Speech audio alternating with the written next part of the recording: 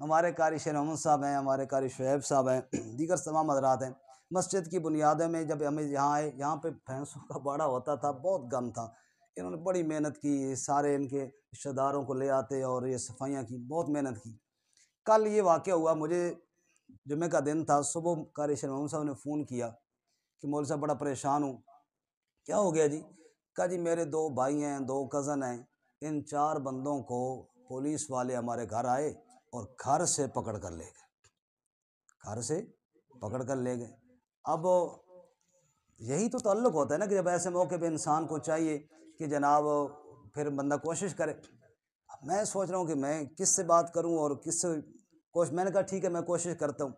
तो हमारे मुफ्ती सईदुर्रहमान साहब अल्लाह इनको जज़ाए खैर अता फ़रमाए, जमीयत उलमा इस्लाम NA 48 के जनरल सेक्रेटरी हैं, हमारे भाई हैं, हमारे दोस्त हैं।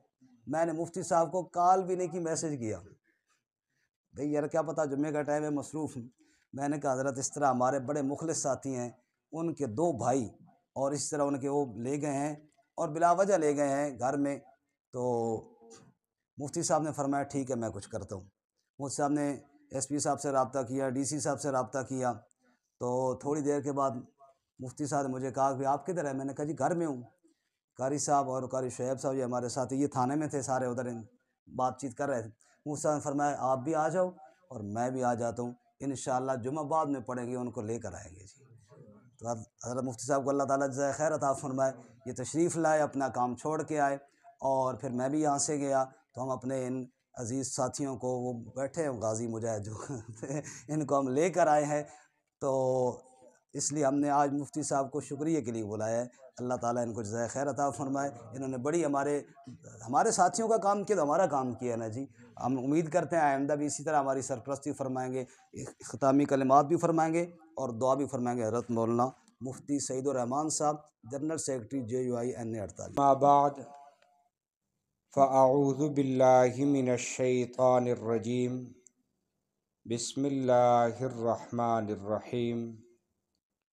हुवल्लज़ी अरसल रसूलहु बिल हुदा व दीनिल हक़ लियुज़हिरहु अलद्दीनि कुल्लिहि। सुब्हान रब्बिका रब्बिल इज़्ज़ति अम्मा यसिफ़ून वसलामुन अलल मुरसलीन वल्हम्दुलिल्लाहि रब्बिल आलमीन।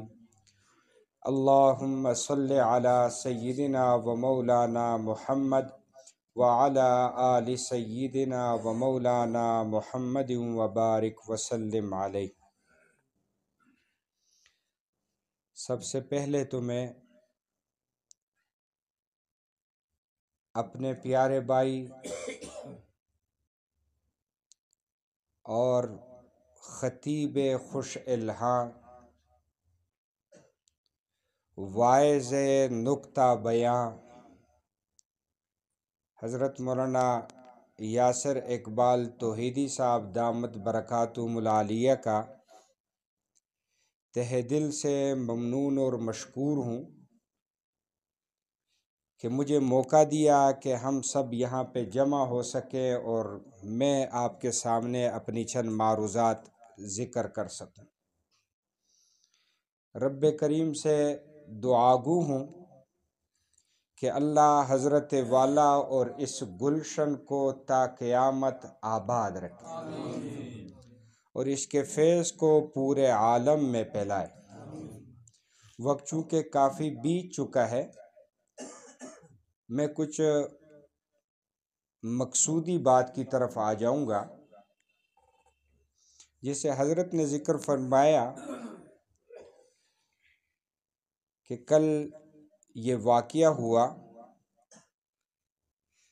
इससे पिछली रात को भी अभी रास्ते में कारी शुएब साहब से मैं कह रहा था कि गुज़श्ता रात को भी यही इस किस्म का एक वाक़या पेश आया। एक साथी बेगुनाह गिरफ़्तार हुआ, रात को 12 बजे अल्हम्दुलिल्लाह उसको भी ताने से रिहा करवा के छुड़वा के घर लेके गए। मैं जिस जमात का कारकुन हूँ उसका नाम है जमीयत उलमा इस्लाम। शायद अवामुन्नास में हमारी जमात का लफ्ज़ तो इतना मशहूर ना हो, लेकिन हमारे कायद हैं, कायद मिल्लत इस्लामिया हज़रत मौलाना फजल रहमान साहब दामत बरकातुहुमुल आलिया। ये जिस जमात के सरबराह हैं उसका नाम जमीयत उलमा इस्लाम है। और ये जमात कोई ऐसी जमात नहीं है कि ये मौलाना फजल रहमान साहब ने बनाई है या उनके वालिद मोहतरम मुफ्ती महमूद साहब रहीमहुल्लाह ने बनाई है। नहीं, इसकी एक तारीख है। और मैं आपसे गुजारिश करूं कि बर्रे सगीर पाक व हिंद की सबसे पुरानी जमात जो तसलसल से चल रही है, ये वो जमात है। इस जमात के बड़ों ने अपनी तहरीक का आगाज वो अंग्रेज के खिलाफ मुत्तहिदा हिंदुस्तान के दौर में किया कि जब अंग्रेज ने ईस्ट इंडिया कंपनी के नाम से हिंदुस्तान पे कब्जा किया। आप में से बहुत सारे हजरात को अपनी तारीख का नहीं पता। ये मुल्क पाकिस्तान ऐसे वैसे खैरात में हमें नहीं मिला, इसके पीछे 150 साल जदोजहद थी। जिस साल उन्होंने मुत्तहिदा हिंदुस्तान पे कब्जा करके बाकायदा अपनी हुकूमत का ऐलान किया, वो 1803 था। और इस कब्जे के खिलाफ सबसे पहली आवाज अगर उठाई वो हजरत शाह अब्दुल अजीज मुहद्दिस देलवी रहीमहुल्लाह थे कि दिल्ली में बैठकर सबसे पहला फतवा उन्होंने जारी किया कि हिंदुस्तान अब दारुल इस्लाम नहीं रहा, इस पे अंग्रेज कब्जा कर चुका है और इसकी आजादी के लिए जदोजहद करना हर मुसलमान के ऊपर फर्ज है। ये सबसे पहले फतवा आया 1803 में। फिर इसके लिए बड़ी कुर्बानियां हजरत ने दी। इस बोल के बड़े नताइज भुगते। हजरत शाह अब्दुल अजीज मुहद्दिस देलवी रहमतुल्लाह अलैह को जहर दिया गया, जिसका असर यह जाहिर हुआ कि उनके पूरे वजूद पर सफेद दाने निकल आए। दिल्ली में वो मदरसा जहां पर बैठकर हिंदुस्तान का मशहूर सबसे पहला मुहद्दिस हजरत शाह वलीउल्लाह मुहद्दिस देलवी दरसे हदीस दिया करते थे, उस मदरसे को जमीन बोस कर दिया गया। इस फतवे के नताइज के तौर पर उनकी पूरी खानदानी जायदाद को जब्त किया गया। इस बोल के नताइज उन्होंने भुगते, लेकिन उन्होंने इस आजादी के शोले में मुसलसल हवा दिए रखे और ये शोला भड़कता रहा, हत्ता के 1824 में हजरत शाह अब्दुल अजीज मुहद्दिस देलवी फौत हुए। लेकिन उन्होंने ये चिंगारी जलाई थी, वो जलती रही, भड़कती रही उनके शागिर्दों के तवस्सुत से। उनके शागिर्दों में दो नामवर शागिर्द आगे बढ़े। एक का नाम दुनिया जानती है हजरत सैयद अहमद शहीद के नाम से, दूसरे का नाम दुनिया जानती है शाह इस्माइल शहीद, कि उन्होंने अंग्रेज के खिलाफ अलम बगावत को बुलंद करते हुए बाकायदा जिहाद शुरू किया और सन 1831 और 30 में बालाकोट की सरजमीन पर जामे शहादत नोश फरमाया।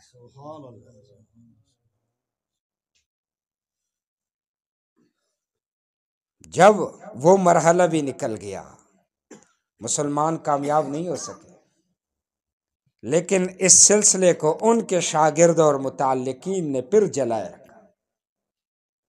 फिर आया 1857। 1857 में फिर मुत्तहिदा हिंदुस्तान के तमाम उलमा ने मुत्तफिका तौर पे फतवा दिया कि अंग्रेज के खिलाफ जिहाद फर्ज है, और पूरे हिंदुस्तान में बगावत फैली। दिल्ली में, पंजाब में, मुरादाबाद में, सहारनपुर में, आपके इन एरियो में। लेकिन अंग्रेज ताकतवर था, उसने दोबारा इस जदोजहद आजादी को फिर नाकाम बनाया। और आपको पता है कि उसमें क्या हुआ? उस जदोजहद आजादी की क्या कीमत चुकाई मुसलमानों ने? सिर्फ 33,000 उलमाए किराम दिल्ली में शहीद किए गए, और दिल्ली से लेकर आपके पेशावर तक हर दरख्त पर एक मुजाहिद की लाश लटकाई गई। तोपों के आगे उलमा और मुजाहिदीन को खड़ा करके अंग्रेजों ने तोपे चलवा दी, उनके जिस्मों को उड़ा दिया गया।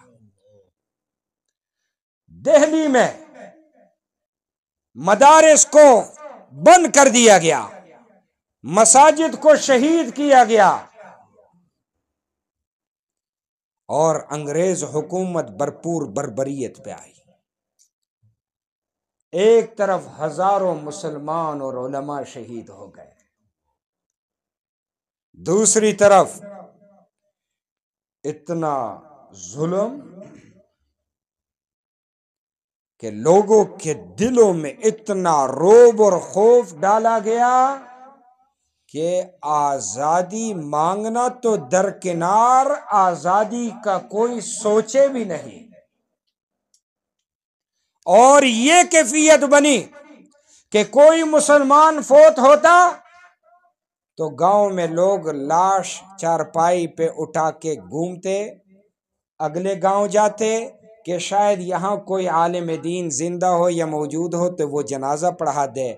वहाँ आलिम ना मिलता, उस जनाजे को उठाकर अगले गांव जाते, उससे अगले गांव जाते। यहाँ तक भी तारीख ने लिखा है कि इन गांवों में, इन इलाकों में उलमा सिरे से खत्म कर दिए गए थे, इस हद तक कि उस लाश से बदबू का खतरा पैदा हो जाता और उसको बगैर जनाजे के दफन कर दिया जाता। एक तरफ इतना रोब लोगों के दिलों में डाल दिया गया, उलमाए किराम को शहीद किया गया, दूसरी तरफ उन मुजाहिदीन के बच्चों को जो 1857 की जंग आजादी में जिनके आबा व अजदाद शहीद हो गए, वो रोडों पर आ गए। बच्चे भीख मांगने पे मजबूर हो गए, खवातीन बेवा वो घरों में बैठी।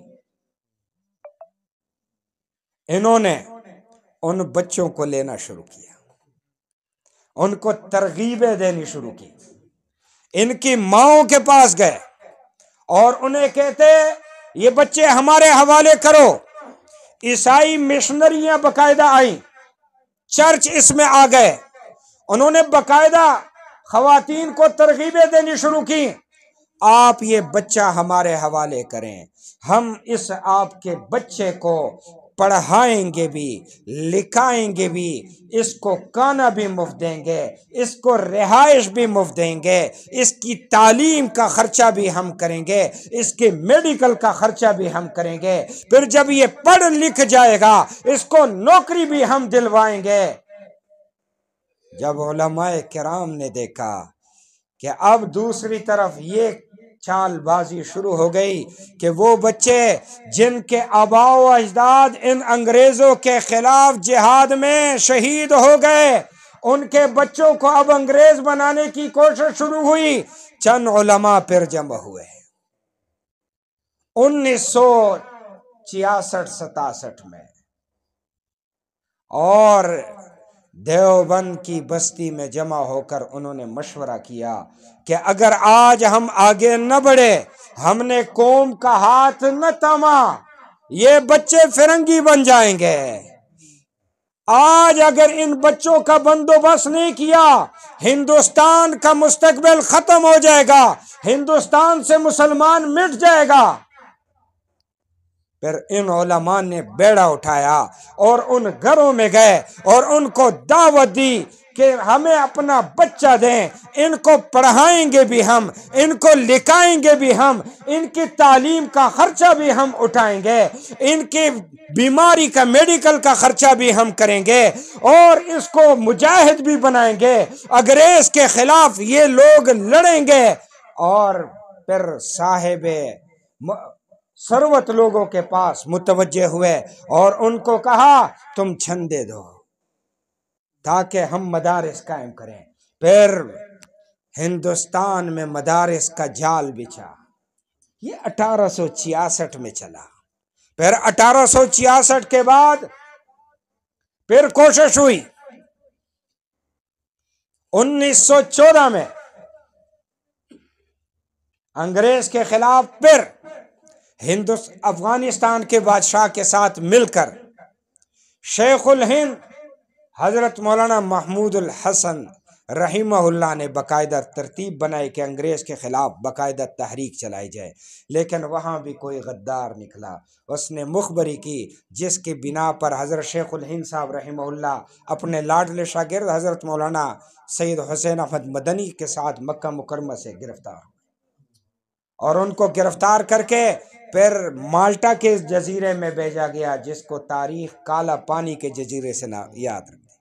4 साल हजरत वहां पे रहे, और उसके बाद जब आप आए तो इस नतीजे पे पहुंचे थे कि हम अंग्रेज के खिलाफ मुसल्ला लड़ाई नहीं लड़ सकते, हम अंग्रेज का मुकाबला मुसल्ला होके नहीं कर सकते, क्योंकि अंग्रेज की ताकत बहुत ज़्यादा है, मुसलमान के पास ताकत नहीं है।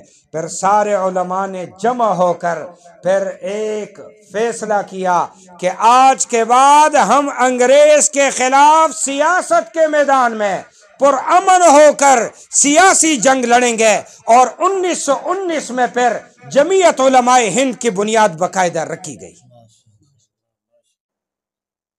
इस तहरीक का आगाज 1919 में अंग्रेज के खिलाफ हुआ। और फिर आपसे ये गुजारिश करूं, फिर इस जमीयत उलमा ने कौम की वो तरबियत की, अंग्रेज के खिलाफ कौम को इतना तैयार किया कि इसी देवबंद का फर्जन फतवा देता है कि अंग्रेज की फौज में भर्ती होना हराम है, जिसके जुर्म में मौलाना हुसैन अहमद मदनी रहमतुल्लाह अलैह को गिरफ्तार किया जाता है। कराची के खालिद दीना हाल में अंग्रेज जज के सामने, मैं खुद उस हाल में गया, वो मंजर याद करता रहा कि क्या मंजर होगा। अंग्रेज जज ने पूछा, मौलाना हुसैन अहमद मदनी, आपने फतवा दिया है कि अंग्रेज के फौज में भर्ती होना हराम है। फरमाया दिया है का क्या मतलब, दिया है और देता रहूंगा। अंग्रेज जज ने कहा, मौलाना आपको इसकी सजा का पता है, इसकी सजा सजाए मौत है।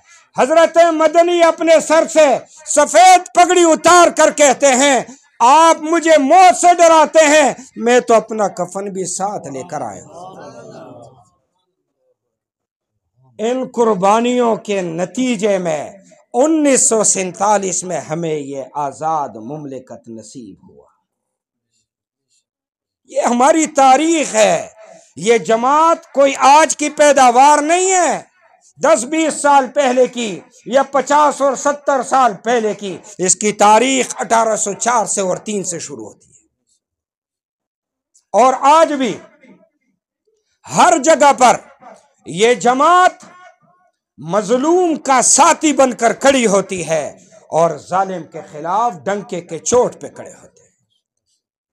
आज भी इस जमात ने जहां पर भी देखा कि किसी पे जुल्म हो रहा है तो उस मजलूम का दस्ते बाजू बनते हैं।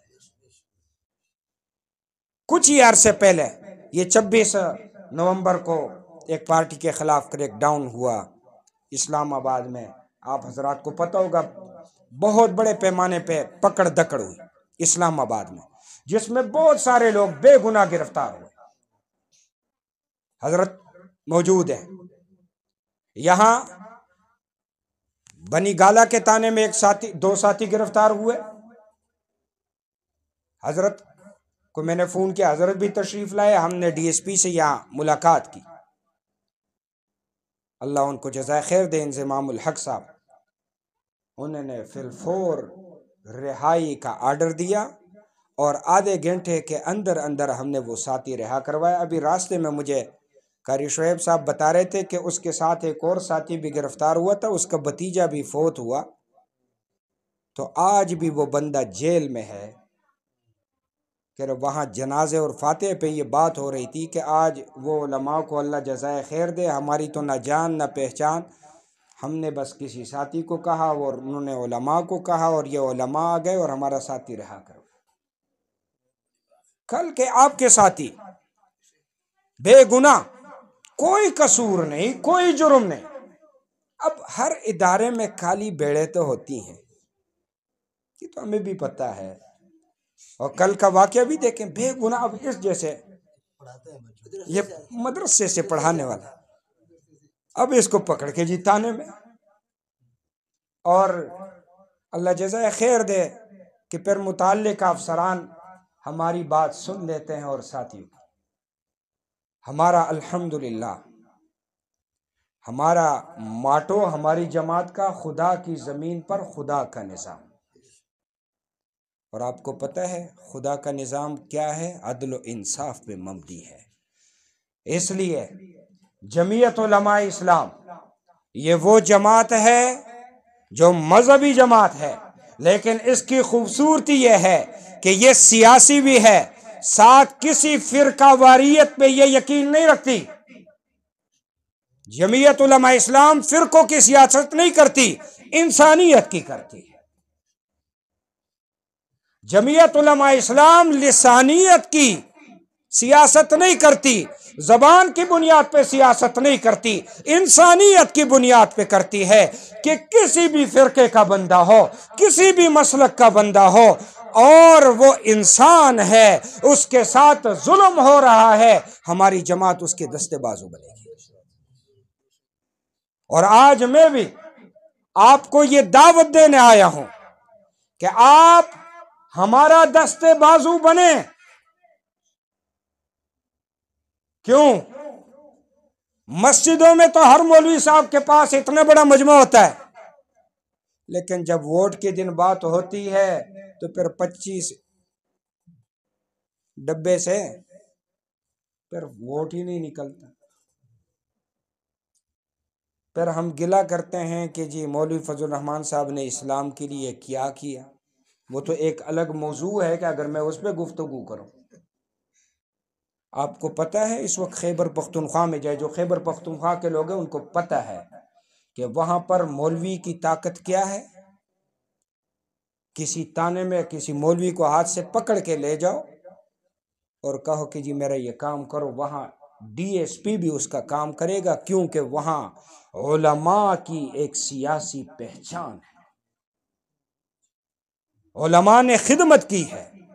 आप बलूचिस्तान में चले जाएं, वो नवाब और वडेरे, वो जागीरदार जिनका आप तस्वर नहीं कर सकते कि इलेक्शन से पहले नवाब साहब का पैगाम आता गांव में, सारे लोग जमा हो जाओ, नवाब साहब आ रहे हैं, तो गुलामों की तरह पूरा गांव जमा होता और जमीन पे वो बैठते और नवाब साहब के लिए तख्त बनाया होता, किसी को उसके बराबर बैठने की इजाज़त न होती, और नवाब साहब कहते कोई नहीं, ये वोट मेरे हैं, कोई वोट आगे पीछे नहीं, बिल्कुल जी ताबेदार। उस जागीरदाराना निजाम के खिलाफ, उस सरदारी निजाम के खिलाफ अगर वहां जदोजहद लड़ी है तो वो जमीयत उलमा ने लड़ी है। आज भी आपका सहाफियों का तबका देखें, आज भी नेट पे सर्च करें, आज अगर बलोचिस्तान में मुहिब्बे वतन पार्टी है, पाकिस्तान का परचम उठाया हुआ है, तो वो जमीयत उलमा है। अगर अलहदगी पसंदों के मुकाबले में सबसे बड़े इस मुल्क के वफादार हैं तो वो जमीयत उलमा है। इसलिए आपको मैं ये दावत देने आया हूं कि आप भी हमारे दस्ते बाजू बने, आप हमें भी मौका दें सियासत के मैदान में। आइंदा अब बल्दियाती इलेक्शन आएंगे, बल्दियाती इलेक्शन तो है ही खिदमत के लिए, ना कि चुदराहट कायम करने के लिए। वो तो काम ही यही है कि गली पक्की हो तो रोड पक्का हो, तो नाली पुख्ता हो तो सफाई हो। आप मुझे बताएं चौधरी साहब को कहाँ ढूंढेंगे? या तो मौलवी साहब 5 वक्त आपकी नमाज पढ़ाएंगे, फजर के वक्त सबसे पहले नमाज से ही आगाज होगा, मौलाना साहब को हमारी गली की सफाई नहीं हुई। आपने उलमा को आजमाया नहीं, मौका नहीं दिया। आप दें तो आपको पता चले कि उलमा क्या कर सकते हैं। आप उलमा की अहलियत पे अगर कोई उंगली उठाते हैं, मैं दावे से कहता हूं उलमा का जो मनसब है वो मस्जिद और मदरसे का संभालना है। मौलाना आपके साथ त्रामड़ी में कितना अरसा हो गया आपका? 15 साल हो गए। जिस मस्जिद में इनकी जिम्मेदारी लगी, आप मुझे बताएं कि 15 सालों में एक दिन एक वक्त की नमाज बताएं कि इनकी मस्जिद में बाजमात नमाज ना हुई हो। 15 साल जो 5 वक्त आपकी नमाज जितनी पाबंदी से अदा करवाए, ये कोई मजाक नहीं है। ड्यूटी अगर करनी आती है तो वो मौलवी से बढ़कर किसी को नहीं आती, लेकिन आप मौका तो दें। आपने बारिश के मौसम देखा होगा, सर्दी की सुबह की बारिश हो, मस्जिद कोई जा नहीं सकता, लेकिन आप देखेंगे तो लाउड स्पीकर पर टेम पे मस्जिद के स्पीकर से अजान की आवाज आ रही होगी। क्यों? मौलवी अपनी ड्यूटी का पुख्ता है। आप मुझे बताएं कि आपके मुल्क में कौन सा मुसलमान ऐसा रह गया है कि जिसकी शादी के मौके पर निकाह न हुआ?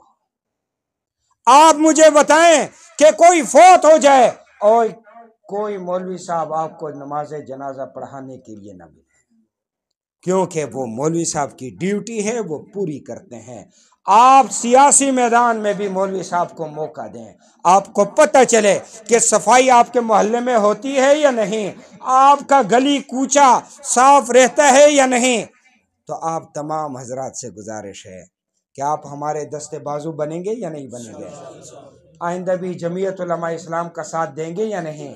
मौलाना यासर इकबाल तौहीदी साहब का साथ देंगे या नहीं? व आखिर दावाना अल्हम्दुलिल्लाहि रब्बिल आलमीन।